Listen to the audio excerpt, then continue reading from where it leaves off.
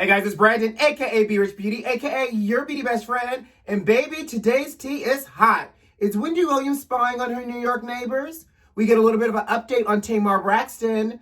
And our forever president gives us an announcement I can't wait to talk about. And most importantly, child, did y'all see the Real Housewives of Beverly Hills reunion?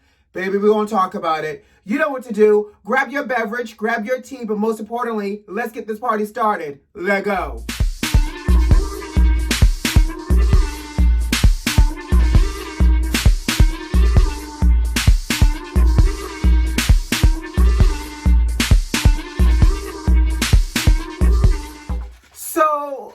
Miss, how you doing? Herself, Wendy Williams, was on The Late Show with Seth Meyers. And during their conversation, Seth asked Wendy what she's been up to in New York.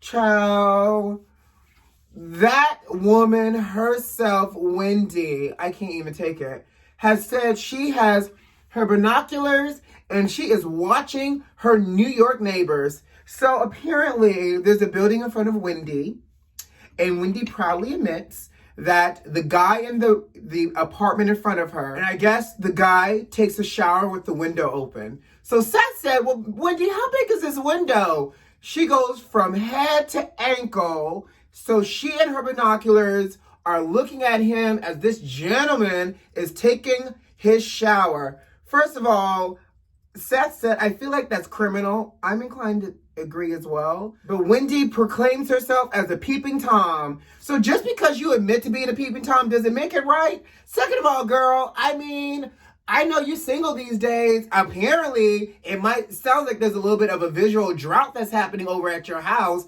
that you got to go ahead and spy your neighbors. But honey, whatever you got to do, do it. But again, that doesn't sound legal. And you know, the get you got you would be if her neighbor, the guy, actually watched the interview and realized he lives in front of Wendy, and now he closes his window when he takes a shower. Wendy, you might have cheated yourself out of a little bit of eye candy, honey. Child, and the latest of the ongoing saga of Tamar Braxton. So Trina Braxton did an interview with Vivica A. Fox, and Vivica asked about Tamar's status. So, you know, I thought it was quite interesting that, you know, obviously it makes sense for Vivica to ask, right? Because all we're seeing is what the blogs are posting between Tamar and David. And I was really asking myself, and I've even said it, like, where are the Braxton? Where are the sisters? Where's Mikey? Where's Mama Evelyn? No one is speaking. And so Trina said that Tamar has asked the family to not really talk about her. And I get it. But she wants to tell her own story. So we can tell that, you know, outside of the TV show, and we're going to talk about the TV show, that Tamar is really trying to control the narrative. So that way I smell another storyline happening in the future. And that way, again, she can control her story. Her family's not leaking any information. But Vivica did ask about David, and Trina rolled her eyes and kind of like rolled her neck. So I feel that that's an indication that I think David is now falling out of the graces of the family, and like the family doesn't like him anymore. In addition, Trina also said that Braxton Family Values will be returning though in November, and Tamar's on the show. So that's great. I have a feeling that this might end up being the last season for Braxton Family Value, but I'm telling you, we've been waiting for a new season to be able to watch all the sisters. So I'm glad to know that Braxton Family Value is returning, finally. I mean, it's only been like a year, right? Anyways, have y'all seen Tamar's new show, Tamar Get Your Life? Now, I watched it, and obviously, it's a story that she's telling. She's filmed it over 6 weeks. Mona Scott Young is helping her out. And it's basically like her redemption story. Like, you know, she's coming back from losing everything from the divorce. Her music career kind of stalling. And now she's the phoenix trying to come out of the ashes, darling. Right? That's the storyline for this doggone show, in case you haven't seen it yet. Now, fast forward. So the show comes on Thursday on WeTV at 9 p.m. Eastern Standard Time. So it comes on tonight. And so tonight episode, if y'all saw the trailer, David shows his true colors. So in the trailer, you see Tamar filming a scene with some guy. I think they're talking about music. And as she's talking, she is now starting to text. And her text messages are going off, like blowing up. So in the middle of them talking, Tamar basically kind of wraps up the conversation and is like, you ain't got to go home, but you probably got to get the hell out. She walks off. Obviously, the producers are trying to figure out what is happening. She goes into the bedroom with David, and you kind of hear a little muffled. She probably took a microphone off or something, but you can hear that they're arguing, and you hear Tamar like, hold on, wait. And apparently, child, they're arguing in front of Logan too. But David walks out of the room with a duffel bag in hand, and Tamar is trying to chase after him. So in the confessional we see in the trailer, David is talking about how he got upset and the conversation got intense because he found out that Vince was in his home without his knowledge. And on top of that, he found that out not from Tamar, not from Vince, but from Logan. So I guess apparently Logan was like, David, Daddy came to tuck me in. Now, here's the question, beauty besties. Is David overreacting? Because here's the thing. Y'all, you know that Vincent is the ex. You know that Vincent is an active parent. Are you upset that you weren't in the house when Vincent came? Are you upset that Vincent came over to tuck his son in? Like, I feel like David might be blowing it out of proportion, and if he is, this also feeds and circles back to the initial rumor when Tamar first got admitted for the suicide attempt, saying that Tamar was getting all of this pressure and all this anger being directed at her from David because he wasn't liking the way he was being portrayed on the show. Now, here's the deal. I mean, I get it. Editing is a huge thing, but they can only edit what you give them. And if you out here giving them footage of you acting a whole donkey, then you can't be mad when they edit that photo to make you look like the bigger donkey that you are. Okay? So, I'm going to be tuning in tonight at 9 p.m. Y'all should too, and tell me what you think. I can't wait. Child, did y'all watch The Real Housewives of Beverly Hills Part 3 finale of the reunion? I did, and let's talk about it. So Denise and Lisa were pretty much in the hot seat last night with a few one-off conversations from other people. But here's what really sticks out to me the most. One, Denise Richards is still a liar. Now, what it's shown me is that she's a liar, and she takes a page out of 45 book, where she'll say one thing, contradict herself, and then play stupid like she didn't say it. And the great thing is, Bravo runs the footage. So Denise is a liar. Whew, child, the privilege of it all, to be able to lie and get away with it.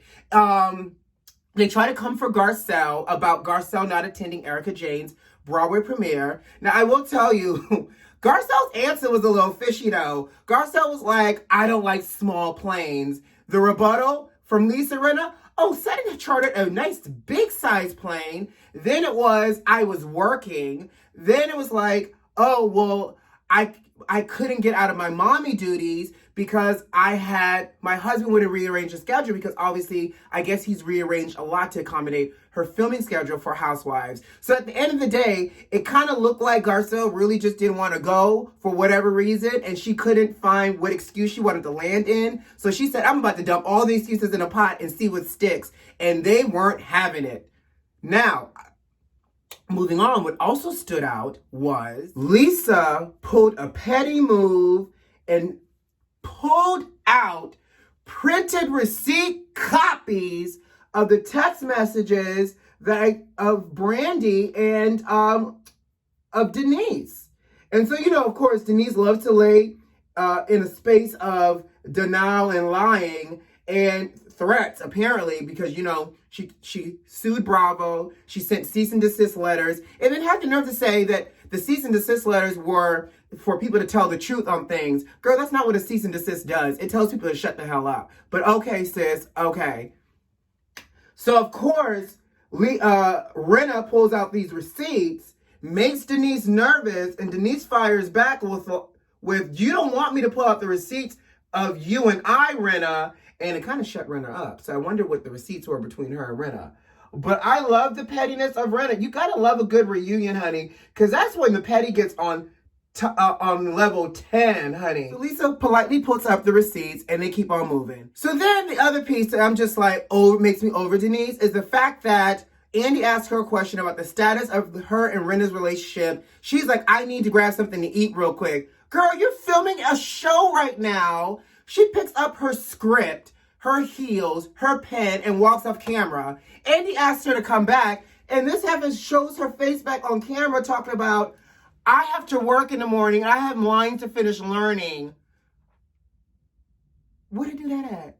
Girl, so you about to walk out of the current job that you're being paid to do, to go off and read your lines for the night for the job you got in the morning? First of all, sis, why is your script for Bold and the Beautiful in your lap anyways? Somebody tell me, were you studying your lines on commercial breaks? Were you like studying your lines when you went to the bathroom? Because apparently if you don't know your lines by now, that you gotta study lines in between takes or questions being asked, then you wasn't ready for work tomorrow anyway, sis. So that's a bigger problem. But I just think that is so petty on so many levels. One, for her basically saying to them that this job means nothing to me because I got a big and better job on the Bold and the Beautiful. And Rinna called her out. Rinna said, are you unhappy? Obviously, she had to backpedal, child, talking about I'm not unhappy. But girl, why you got your script in your lap? Last but not least, I have to give kudos to Dorit. Honey, she is boring, but Dorit serves a look. And when they did their toast, Dorit put up her Gucci glass and said she had her Gucci glass and her Gucci ice cube. Now, I didn't know, and again, this might be out of my pay grade, I didn't know Gucci made ice cubes. Or is it that just because you're drinking ice out of your Gucci glass, it automatically makes it Gucci ice cubes? I don't know. That's some real rich people stuff, and I can't wait to have it. But my favorite line of it all is, may the only pain in your life be champagne. I am here for it, Dorit. So that's all I have to say about the Housewives of Beverly Hills reunion. You tell me. Now, the rumor is, some hot tea for you, is that Kathy Hilton, who has been seen on the show through the years, might become a series regular for next season, which might not be a bad thing. Now, that's real money, honey. That's a real housewife. Might not be a bad thing because if Denise Richards is leaving, we can use another snatch, Dr. 90210 with money type of face on this show. I still feel like they need to find another black housewife who's who's willing enough to sign up for this show, just to add a little bit more balance, or maybe a Latina housewife or an Asian American housewife. Can we get some more diversity besides Garcelle, please? Because at the end of the day, let's be real, between all the work that the Caucasian housewives had, they all kind of look alike. And I need some more melanin power in this age of diversity and inclusion to break it up, okay? Next up, our forever president, the Barack Obama, has announced that he's releasing his new book called The Promised Land on November 17th. In his post, he says that this book is going to talk about everything. It's going to partly be lighthearted and fun, but he's going to talk about his successes that he felt like he had as being president in the White House, along with his mistakes as well. He's talking about life after the White House, his marriage with Michelle, and the current state of our country. I am here for it. Between these, Michelle and Barack, y'all know this is my first family, and I love them. They are aunties, uncles, relatives, cousins, sister, brothers, everybody else in my head. And the reality of it is, we love Barack so much. This man could release a connect the dots, paint by number book, and I would still be like, ow, I bought 2 on Amazon, y'all. So I can't wait to, beauty besties. Maybe we should have a B.Rich Beauty book club. I could do it Oprah style. Champagne, charcuterie, and the book, and we could talk about it. November 17th, I know I'm going to do my Amazon order. I'm going to read it. We could do this book club virtually. Y'all let me know.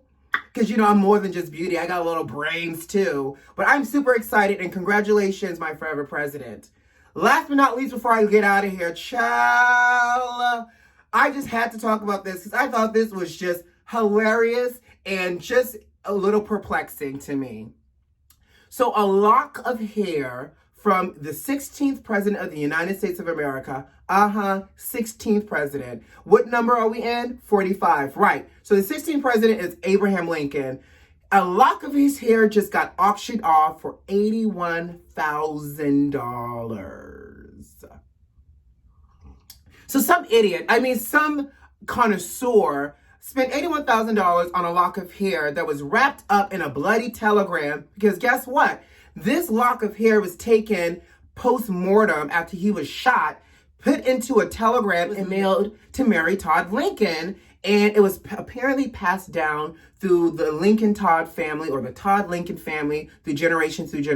And now it ended up on an auction block. I know we're going into October, but the fact that somebody wants to buy a lock of Abraham Lincoln's hair to me spells some hocus pocus, eased by you, I'm about to put a spell on you, tomfoolery, sorcery, witchery, bewitchery kind of nonsense.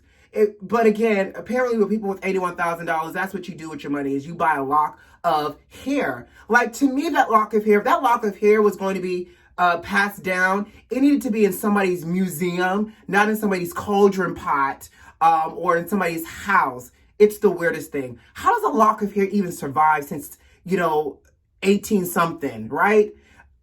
I don't know, but I thought it was funny, and I thought it was worth just sharing with y'all. Mind what the rich do with their money. Anyways, I have to go. Enjoy your day. I'm going to enjoy mine. You know what to do. Subscribe to the channel if you like. Share this video with a friend. Or like this video if you like this video. And leave me a comment. You know who loves you. It's me. Ow. I'll see you tomorrow. Bye, guys.